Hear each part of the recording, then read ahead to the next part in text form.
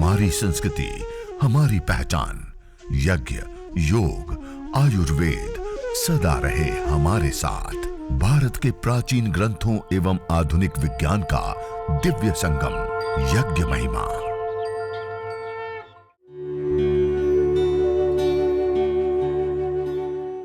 भारतीय संस्कृति में यज्ञ, योग एवं आयुर्वेद जैसी अमूल्य विद्याएं हैं, जिसका मूल है वेद।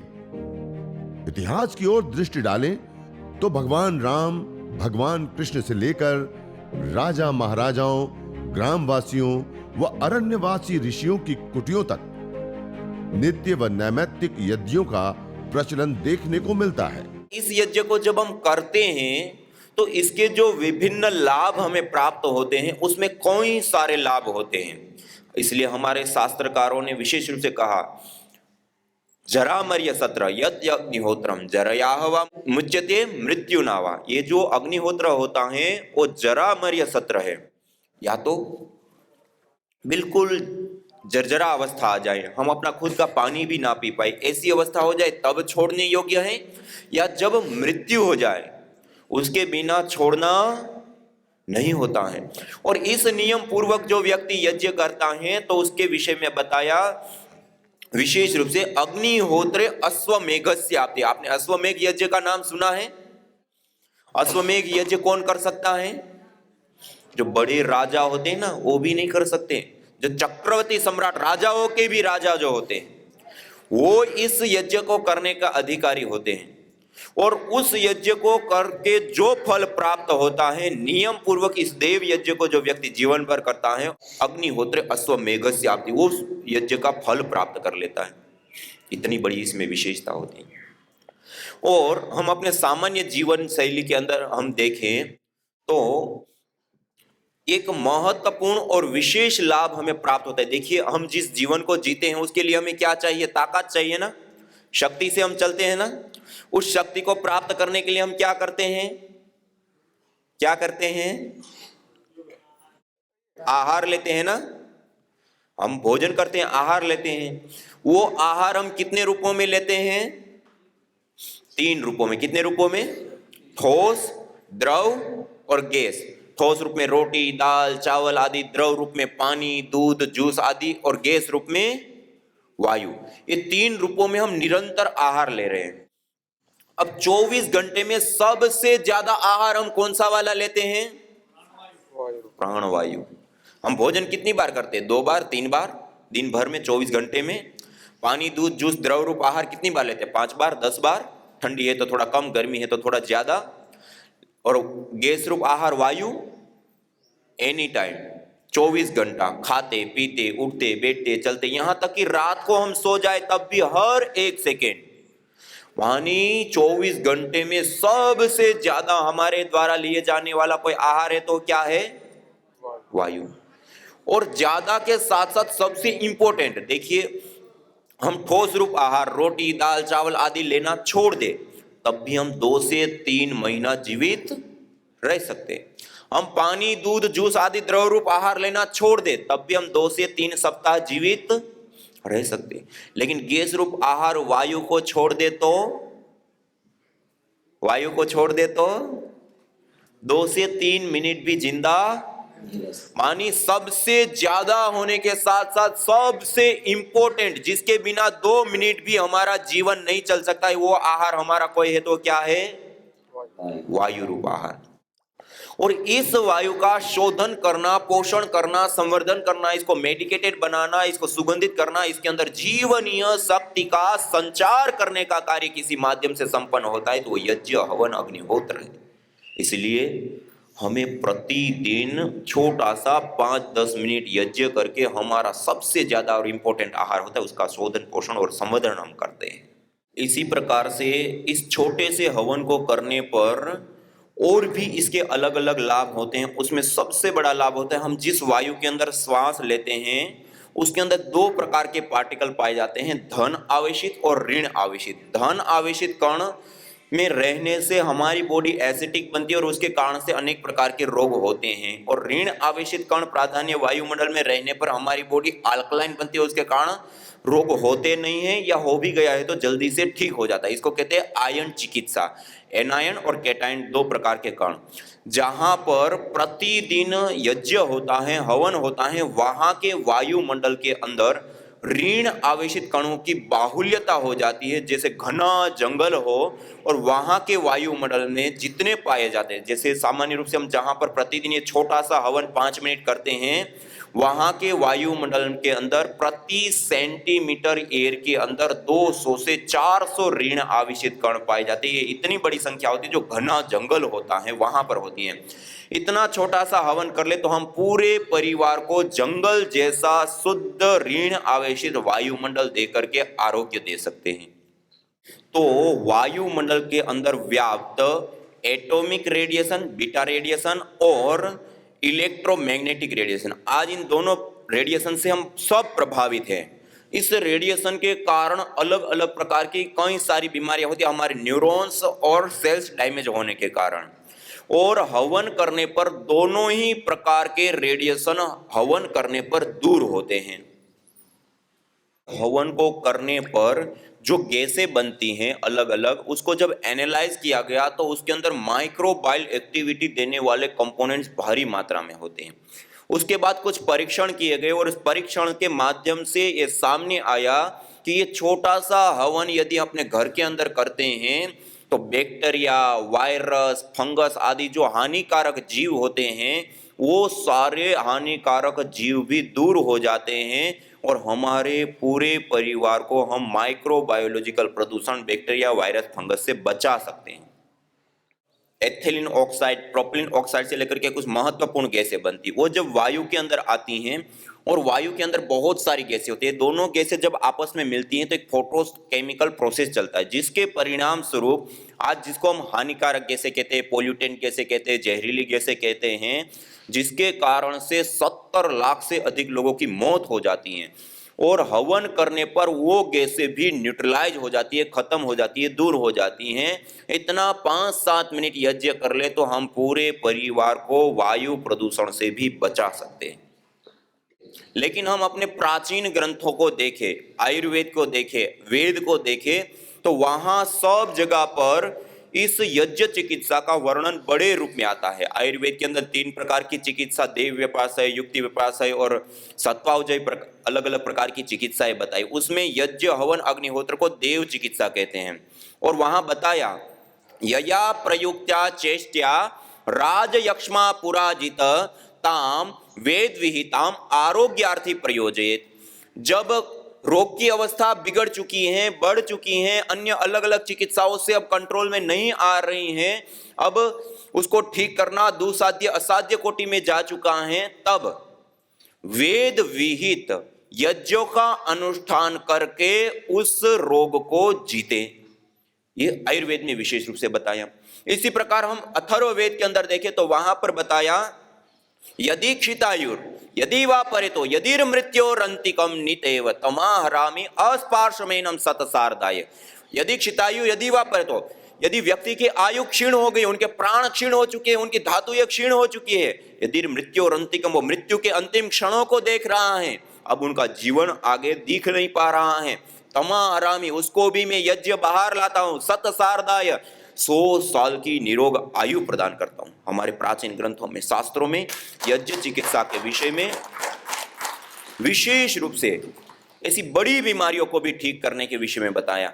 और उसी आधार पे जब अलग अलग रिसर्च किए गए, अनुसंधान किए गए, तो उन अनुसंधानों में जो हम हवन करते हैं ना गाय का घी और जड़ी बूटियों के साथ, और उससे जो गैस धूम्र उठता है, उस धूम्र को जब एनालाइज किया गया, GCMS, MS, gas chromatography, mass spectroscopy, एक केमिस्ट्री के क्षेत्र में काम करने के लिए चीजों को एनालाइज करने की एक अत्याधुनिक सटीक पद्धति होती है। उसका प्रयोग करके जब इसको एनालाइज किया गया तो उसके अंदर पाए गए कि मल्टीपल कंपोनेंट्स होते हैं, एंटीऑक्सीडेंट कंपोनेंट जो हमारी बॉडी को डिटॉक्सिक करने के लिए चाहिए, वो भी इस धूम्र के अंदर होते हैं। एंटी एंजियोजेनी जो हमारे जीन्स के अंदर बदलाव आते हैं वो भी होते हैं, एंटी ब्यूटाजेनी और एंटी एंजियोजेनी, जो अलग अलग प्रकार के कैंसर होते हैं उसको ना होने देना, और हो गया है तो उसको ठीक करने वाले कंपोनेंट्स भी होते हैं। एंटी एफ्लेमेटरी, सूजन, इन्फेक्शन आदि को दूर करने वाले कंपोनेंट्स भी होते हैं। इसी प्रकार से अलग अलग बीमारियों, रोगों को ना होने देना, और हो भी गया है तो उसको ठीक करने वाले मल्टीपल कंपोनेंट्स यज्ञ के धूम्र के अंदर होता है। यज्ञ का धूम्र विशुद्ध मेडिसिन होता है। और उस वायुमंडल के अंदर जब हम रहते हैं, अलग अलग जड़ी बूटियों से हवन किया हुआ जो वायुमंडल निर्मित हुआ, उसके अंदर जब हम रहते हैं तो अभी मैंने बताया ना, सबसे ज्यादा और सबसे इंपॉर्टेंट आहार हमारा कौन सा होता है? वायु। उस वायु के अंदर वो सारे कंपोनेंट्स आ जाते हैं गैस फॉर्म में, अवेलेबल रूप में, और उसमें हम 24 घंटा श्वास लेते हैं तो श्वसन के माध्यम से लंग्स तक, लंग्स के माध्यम से ब्लड तक, ब्लड के माध्यम से पूरे शरीर में पहुंचते हैं। और जो बड़ी बड़ी दुस्साध्य असाध्य कोटि की बीमारी कही जाती हैं, कैंसर, पैरालिसिस, पार्किंसन से लेकर के एमएडी, कोमा से लेकर के जो बड़ी बड़ी बीमारियां होती हैं, वो बीमारियां भी हमने यज्ञ चिकित्सा से ठीक होते हुए देखा। ये पहली बार जो हम गैस रूप में आहार लेते हैं उसके माध्यम से चिकित्सा के ऊपर पहली बार रिसर्च हुई, और आज एविडेंस बेस्ड, आज अपने पास 11 प्रकार की रोगानुसार हवन सामग्री और 2 प्रकार के धूपन है, ये एविडेंस बेस्ड है। और आज 3000 से ज्यादा चिकित्सालय और गुजरात सरकार के वेलनेस सेंटर और आयुर्वेद हॉस्पिटल, उन सब में भी सारे एलोपैथ के डॉक्टर और आयुर्वेद के डॉक्टर भी इस यज्ञ चिकित्सा को अनिवार्य रूप से लागू कर चुके हैं।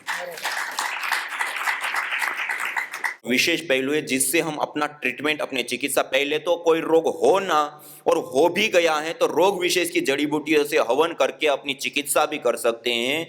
तो यज्ञ एक विशुद्ध साइंटिफिक यज्ञ चिकित्सा है। इस प्रकार जो हमने लाभ देखे, बहुत सारे अलग लाभ है, लेकिन ये सारे हमने भौतिक लाभ देखा। केवल मात्र इसके भौतिक नहीं, आध्यात्मिक लाभ भी इसके बहुत सारे होते हैं। जितनी बड़ी मात्रा में मनुष्य के द्वारा जितने भी कर्म किए जाने वाले हैं उसमें से जो पुण्य प्राप्त होने की बात होती है, यज्ञ एक ऐसी पद्धति प्रक्रिया है, इससे अथाह अनंत पुण्य प्राप्त होते हैं। इसलिए इस यज्ञ को पुण्यों की कृषि का, ये सारे तो साइड बेनिफिट है, मुख्य लाभ होता है।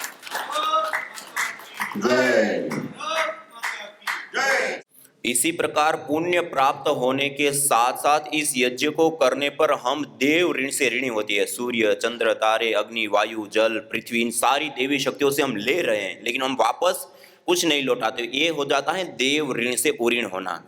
और हवन करने पर, यज्ञ करने पर हम देव ऋण से भी उऋण होते हैं, इसलिए इसका नाम भी देव यज्ञ कहा गया। तो इस प्रकार ये अलग अलग विभिन्न कुछ लाभों को हमने देखा, लेकिन इतना ही नहीं, ये अथाह है, अनंत है, और भी इसके बहुत सारे भौतिक आध्यात्मिक लाभ है। इसलिए वेद में कहा, शुचि जीवो अग्नि सहस्रारंभ, यह पवित्र ज्वाला वाली यज्ञाग्नि हमें हजारों हजारों लाभ प्रदान करने वाली होती हैं। तो इतना सारा लाभ, और ये यज्ञ कितने मिनट में हो जाता है? 5 से 10 मिनट में। आप एक कार्य बता सकते हैं कि मनुष्य के द्वारा 5 से 10 मिनट में संपन्न होने वाला हो, और उसके माध्यम से पूरे परिवार को आप बैक्टीरिया, वायरस, फंगस से बचा सके, वायु प्रदूषण से बचा सके, रेडिएशन से बचा सके, कोई बीमारी होने ना दे, और हो भी गई है तो उसको आप ट्रीट कर सके, पुण्य प्राप्त कर सके, और जंगल जैसा वायुमंडल अपने घर के अंदर निर्मित कर सके। ऐसे कितने सारे लाभ है। कोई कार्य है ऐसा? ये 5 से 10 मिनट में संपन्न हो जाता है, और इसके साथ कितने सारे लाभ जुड़े हुए हैं। हमें करना चाहिए, नहीं करना चाहिए? करना चाहिए। और कितनी मिनट लगती हैं? 5 से 10 मिनट। कितनी चीजें लगती हैं? 3, समिधा सामग्री और गाय का घी, और एक छोटा सा हवन कुंड एक बार ले लिया तो जीवन भर चलता है। क्या आप करेंगे? आपकी आवाज बड़ी ढीली ढीली आ रही है। हाँ, ये देवीय कर्म है, ये श्रेष्ठतम कर्म है। यदि इतना सा हमने कर लिया तो हम और अपने पूरे परिवार का भौतिक और आध्यात्मिक दोनों ही प्रकार की उन्नति होती है। और उसके साथ साथ सबसे बड़ा यज्ञ का प्रधान लाभ होता है इस प्रकृति माँ का पोषण। अग्नि, वायु, जल, पृथ्वी, ये सारी चीजों का पोषण होता है। इसलिए ये यज्ञ को अयम यज्ञो भुवनस्य नाभिका, ये सारे चराचर भूमंडल ब्रह्मांड का पोषण करने वाली ये नाभि है। सब लोग दोनों हाथों को ब्रह्मांजलि में सीधा रख करके सीधे बैठ करके पहले हम करते हैं मंगलाचरण। क्या करते हैं? मंगलाचरण। 3 बार पावन ओंकार का उद्घोष। ओ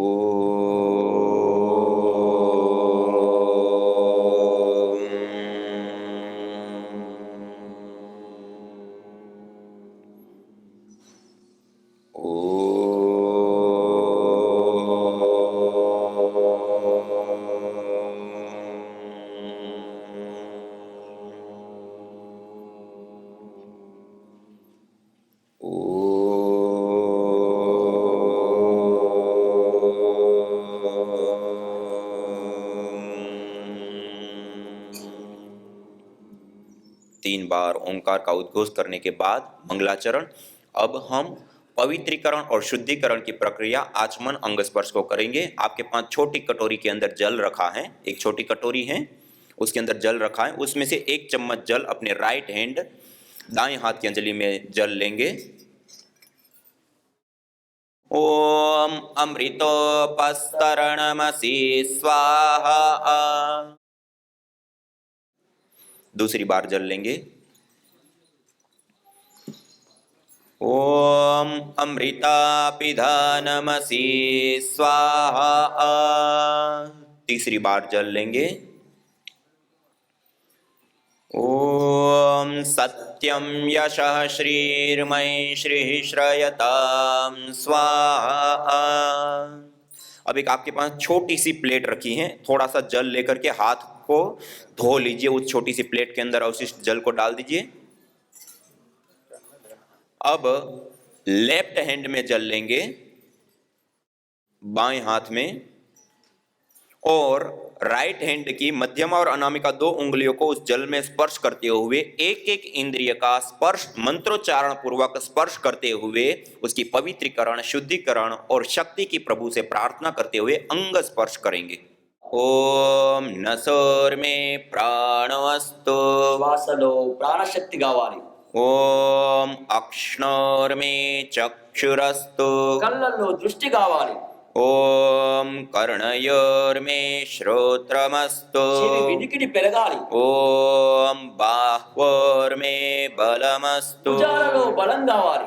ओम ऊर्वोर्म ओजोऽस्तु ఓజస్సు కావాలి, ఇమ్యూనిటీ కావాలి।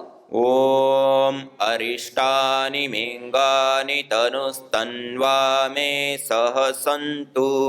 మనల్ని మనం పవిత్రంగా భావిద్దాం।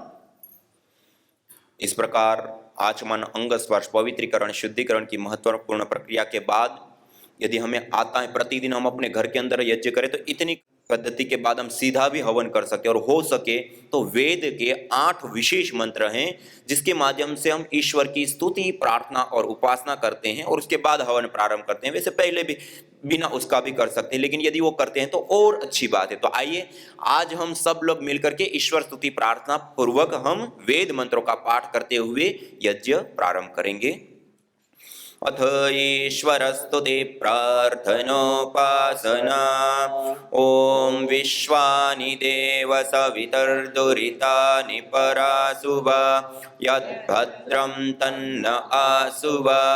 ओम हिरण्यगर्भः समवर्तताग्रे भूतस्य जातः पतिरेक आसीत् सदाधार पृथिवीं द्यामुते मां कस्मै देवाय हविषा विधेम। ओम य आत्मदा बलदा यस्य विश्व उपासते प्रसिसंयस्य देवाः यस्य छायामृतं यस्य मृत्युः कस्मै देवाय हविषा विधेम। ओम यः प्राणतो निमिषतो महित्वैकइन्द्राजा जगतो बभूव य ईशे अस्य द्विपदश्चतुष्पदः कस्मै देवाय हविषा विधेम। ओम येनद्यो रुद्रा पृथिवी च दृढा येन स्वस्तमितं येन नाकः यो अंतरिक्षे रजसो विमानः कस्मै देवाय हविषा विधेम। ॐ प्रजापतिनत्वदेतान्यन्यो विश्वा जातानि परिता बभूव यत्का आमास्ते जुहुमस्तन्नो अस्तु वयं स्याम पतयोरयीणाम् ॐ स नो बन्धुर्जनिता सविधाता दामानि वेद भुवनानि विश्वा यत्र देवा अमृतमानसानास्त्रितीये धामन्नद्येरयन्त ॐ अग्नेनय सुपथाराये अस्मान् विश्वानि देव वयुनानि विद्वान् योयोध्यस्मज्जुहुराणमेनो भूयिष्ठान्ते नम उक्तिं विधेम इतीश्वरस्तु ते प्रार्थनोपासना। ईश्वर स्तुति प्रार्थना उपासना के उपरांत अब हम यज्ञ प्रारंभ करेंगे। आपके सामने एक हवन कुंड रखा है। हवन कुंड के अंदर नीचे में थोड़ी सी सामग्री नीचे डाल दिया या समिधा का चूरा डाल देते हैं। उसके ऊपर एक बाती रुई थोड़ी सी रख दिया। उसके ऊपर 1-2 चम्मच गाय का घी डाल दिया। उसके ऊपर थोड़ी सी मात्रा में 1 कपूर की टिकिया लेकर के पाउडर करके उसके ऊपर डाल दीजिए हवन कुंड के बीच में। इससे अतिरिक्त आपके पास जो समिधाए लकड़ी रखी हुई है गाय के गोबर की, 2 छोटी छोटी लकड़ी आड़ी रख दिया, बीच में खाली है। उसके ऊपर 2 आड़ी, 2 ऐसे रखी खड़ी तो 2 ऐसे आड़ी, ऐसे 4 लकड़ी लगा दिया सबने। 2 अंदर आ रहा है ऐसा। 2 अंदर रखे हैं सबने। हाँ। या 4 रखे हैं? 4 सबने 4 ऐसे रख लीजिए। इससे अतिरिक्त 4 लकड़ी और लीजिए, उससे थोड़ी सी बड़ी। आइए अब हम प्रारंभ करते हैं। आपके पास माचिस होगा, माचिस अपने हाथ में ले लीजिए और हवन कुंड के बाहर में पास में जो एक आपने दीपक तैयार करके रखा है, बाती लगाया, गाय का घी लगा करके दीपक तैयार किया है, हम अगले मंत्र का जब उच्चारण करेंगे तो उच्चारण के दौरान हम दीप प्रज्वलित करेंगे। आइए। ओम भूर्भुवः स्वाहा। सबने दीप प्रज्वलन कर लिया। अब श्रुव को अपने हाथ में लीजिए और उसके अग्रभाग में 2 टिकिया कपूर की रखिए और अगले मंत्र के उच्चारण के दौरान उसको दीपक के माध्यम से प्रदीप्त करेंगे और मंत्रोच्चारण के अंत में हम हवन कुंड के बीच में जो हमने रुई रखी है, कपूर जिसके ऊपर थोड़ा सा डाला, उसके ऊपर इस अग्नि को स्थापित करेंगे, अग्न्याधान करेंगे। ओम भूर्भुवः स्वर्ग्योरिव भूम्ना पृथिवीव वरिम्ना तस्या आस्ते पृथिवी देव यजनि पृष्ठे अग्निमन्नादमन्नाद्यायादधे। हवन कुंड के बीच में अग्नि को स्थापित कर दीजिए और जो हमने 4 समिधा लगाई उसको ऐसे ऊपर से कर दीजिए कि उसको थोड़ी थोड़ी अग्नि टच हो। इस प्रकार से उन समिधाओं को పైన పెట్టిన 2 సమిధాలు ఉన్నాయి కదా అన్న, పైన పెట్టినవి ఆల్రెడీ హవన కుండంలో పెట్టిన పైన పెట్టిన 2 సమిధాలు కొద్దిగా అగ్నికి దగ్గరగా పెట్టండి, అగ్ని తాకేటట్టుగా। अगले मंत्र के उच्चारण के दौरान 2 से 3 गाय के घी की आहुति देकर के उस अग्नि को अच्छे से प्रदीप्त తర్వాతి करेंगे। మంత్రం ద్వారా అగ్నిని ప్రజ్వలింపజేయాలి। ఈ ఏదైతే ప్రతి ఇంటికి యోగా ఆయుర్వేదం యజ్ఞం తీసుకుపోవాలనే జ్యోతిని ప్రజ్వలింపజేద్దాం। जो तुम चाहते हो रोगों से छुटकारा तो लो नियमित यज्ञ का सहारा। यज्ञ की यह शुद्ध हवा सब रोगों की है दवा। आयुर्वेद ग्रंथों में यज्ञ को देवीय चिकित्सा कहा है और कहा आयुर्वेदेषु यत् प्रोक्तम यस्य रोगस्य भेषजम तस्य रोगस्य शांत्यर्थम तेन तेनेव होमये। अर्थात आयुर्वेद के अंदर जिन रोगों की शांति के लिए जिन जिन औषधीय द्रव्यों का सेवन करने के लिए कहा जाता है, उन्हीं द्रव्यों से हवन करने पर वह रोग हमारे शांत हो जाते हैं, दूर हो जाते हैं, नष्ट हो जाते हैं। अतः आइए हमारे ऋषियों द्वारा प्रदत्त देवीय चिकित्सा यज्ञ को अपनाएं और अपने स्वास्थ्य को समृद्ध बनाएं।